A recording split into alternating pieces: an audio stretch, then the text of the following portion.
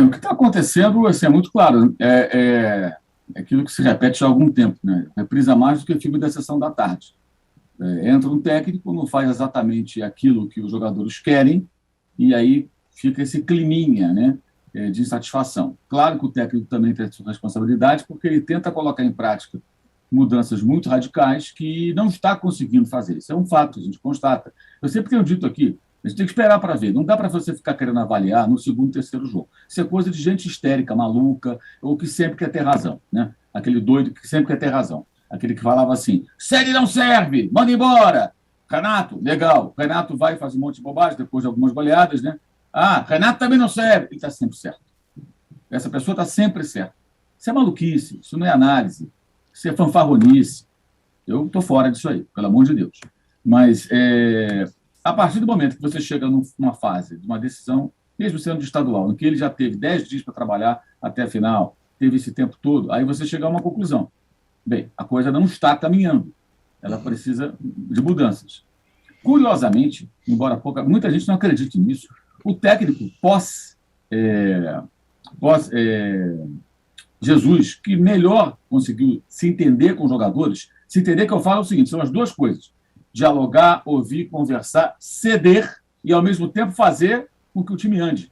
Saber dar um treino e tal, porque não adianta ser só brother, né? Para ser só brother, qualquer um de nós pode ir lá trocar ideia com os caras, se você conseguir chegar no nível de conversa dos caras ali e tal, você vai embora, né?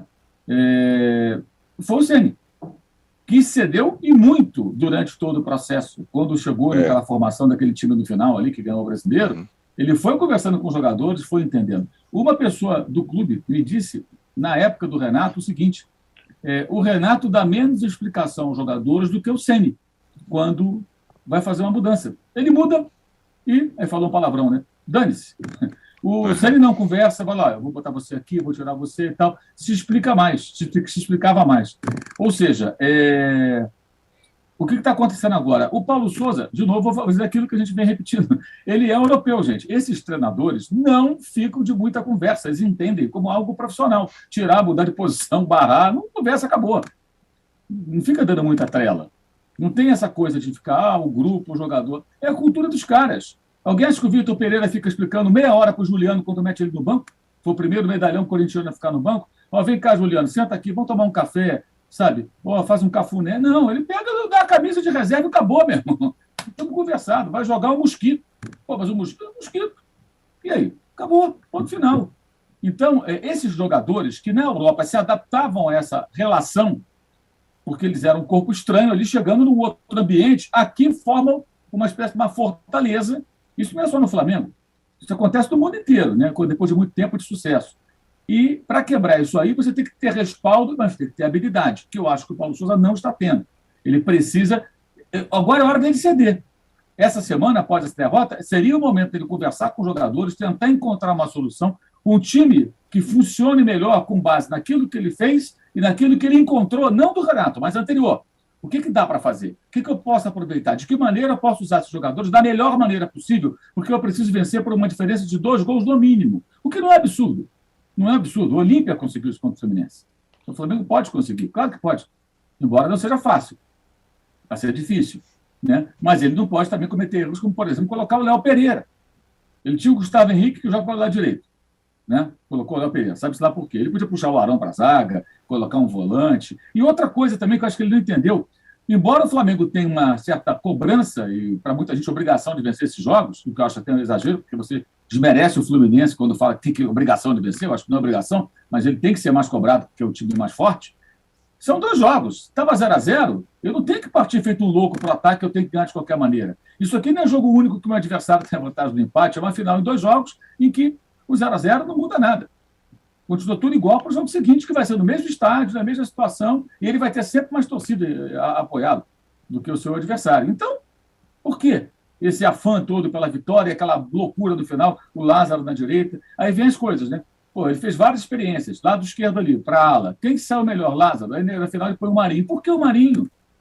Aí vem o problema, que desagrada alguns jogadores.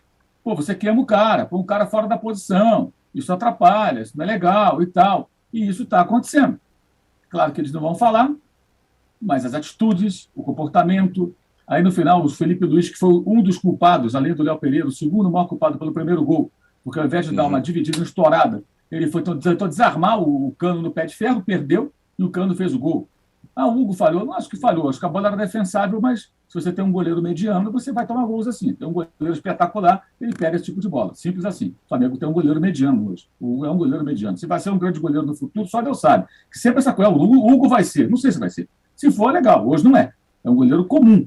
Né? E acaba tomando gol, mas ele não é o culpado. O cara estava cara a cara ali com ele, embora fosse uma bola defensável. A culpa maior do Léo Pereira, depois a culpa do Felipe Luiz. Aí vem falar em química. Química. Desculpa, gente, não é questão de química. É questão de boa vontade dos jogadores, de querer fazer o que o técnico quer e do técnico entender que algumas coisas não estão funcionando. Tá? E pelo que eu apurei, ele como acontecia com o Domenech, acontece com esses treinadores, vou repetir, você está de novo, Vitor Pereira, não dá muita trela, não dá muita conversa. Alguém acha que o Abel Ferreira fica explicando 1h30 por que o Felipe Melo não vai jogar a final da Libertadores? Eu duvido. Pode até falar, Felipe, é o seguinte, ó, você vai ficar de fora, está voltando de lesão aqui, fica no banco, vou te usar em tal situação, talvez no final. Ainda foi para a coletiva pré-decisão contra o Flamengo, lá em Montevidéu, sentou do lado do treinador numa boa. Sabendo ou não que ele ia jogar. Eu duvido que o Abel Ferreira vai ficar dando 1 hora de explicação para o jogador, entendeu? Aqui a gente limita muito isso. Por intermédio de ex-jogadores que vão para o microfone e defendem essa coisa. Não, o grupo, não sei o quê. Então a gente não vai avançar nunca. Porque sempre teremos nos clubes brasileiros jogadores mimados que depois de conseguir alguns títulos, eles acham que não podem ser tocados. Então não adianta trazer gente de fora com essa mentalidade. Aí entra a diretoria do Flamengo, que precisava intervir, que não intervém, que não vai lá, não participa. Tem que chegar. Não tem um jeito, só tem um jeito para mim ali. É chamar os jogadores na frente do técnico e falar: o técnico é esse aqui. Não vamos mudar, queiram vocês ou não. E depois chamar o técnico e falar: meu camarada, não está funcionando. Quais são as soluções que você tem? Aí conversar só com o técnico. O que você vai fazer? Nós estamos na merda para sábado aí, cara. Tem que dar seu jeito aí. Como é que vai ser? Você vai fazer o quê? O que você está pensando? Vai mudar o quê? Vai insistir? Dá para conversar. Você conversa profissional, não é querer interferir na escalação. Pô, muita gente questiona por que você colocou na ala esquerda um jogador que não joga ali, que não, mal foi testado na função. O que está acontecendo? Você não acha, Paulo Souza, que é o momento, de repente, não fazer tanta... Porque o que acontece? Ele tem 2 anos de contrato. Esse ano está se apresentando para ele. Se ele for sensato, ele vai pensar assim, creio eu, tá? Cara, eu não consigo fazer as mudanças todas que eu quero de porrada. Eu vou recuar, eu vou ceder um pouco, eu vou fazer mais ou menos uma mudança mais aos poucos. Vou tentar ganhar campeonatos esse ano dessa maneira, porque o time é forte. Eu tenho que me aproximar dos jogadores, trazê-los para o meu lado. E aí, para o ano que vem, aí eu faço uma limpa aqui, falo, não quero esse, não quero esse, não quero esse, sabe? Não renova, negocia e mudamos o elenco. Aí eu tenho respaldo de títulos, de vitórias, tem a torcida comigo. Aí já esqueceram o Jorge Jesus, eu sou vitorioso. Aí eu faço para o ano que vem um segundo estágio, uma mudança. Quando o Guardiola chegou, sem querer compará-los, evidentemente, ao Manchester City, ele herdou um elenco pronto. Alguns jogadores não tinha mais o que fazer. Um exemplo, Yaya Touré, que com o Roberto Mantini virou meia, ele era volante, e brilhante, né, com aquela força física, habilidade, controle da bola, fazendo gols, virou um jogador extraordinário. Ele era um bom jogador de meio campo, ali, primeiro, segundo homem, virou um 10. E o Yaya Touré era um tanque, né, que carregava o time no ataque, ganhou o campeonato e tudo mais. Já não estava muito afim. Já estava meio com o boi na sombra, não estava tão dedicado, sabe? Existem os prazeres da vida, né? E o futebol é um deles, mas de repente não é o maior deles para determinadas pessoas. O Yaya Touré não estava mais afim. O Guardiola conviveu com ele, ficou ali e tal. Para o outro ano começou a fazer mudanças. Ainda continuou com o Yaya Touré, reserva, que ainda tinha contrato. Aí fez mudanças. Saíram os jogadores, começou a pedir outros e tudo foi arrumando, passou a dominar o futebol da Inglaterra. Então, quando você tem um contrato de 2 anos, talvez você tenha que ceder um pouco.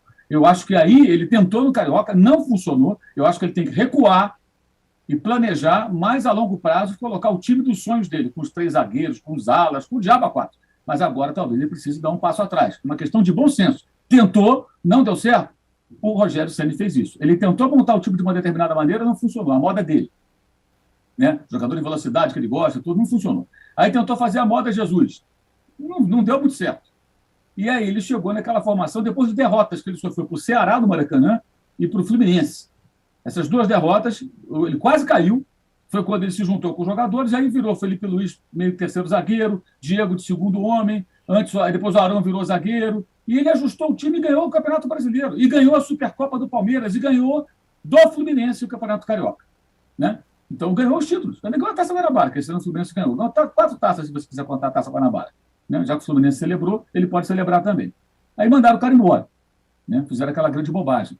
Então, é o momento que o Paulo Souza também tem que ser flexível. Eu acho que ele não é o único culpado, ele tem responsabilidade, mas é evidente que os jogadores também têm que colaborar e tem que entender o seguinte: eles são perdedores hoje. Pode botar no título aí, Rubens.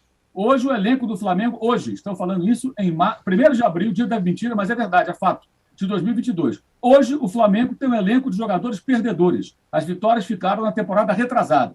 Eles perderam o Brasileiro, foram vice. Eles perderam a Copa do Brasil para o time do Alberto Valentim, o Atlético Paranaense, o que é uma vexame. Perder para o Alberto Valentim é um negócio inaceitável. Só o Barbieri e o Renato, que o Flamengo perderam, né? O Barbieri lá com o Red Bull Bragantino.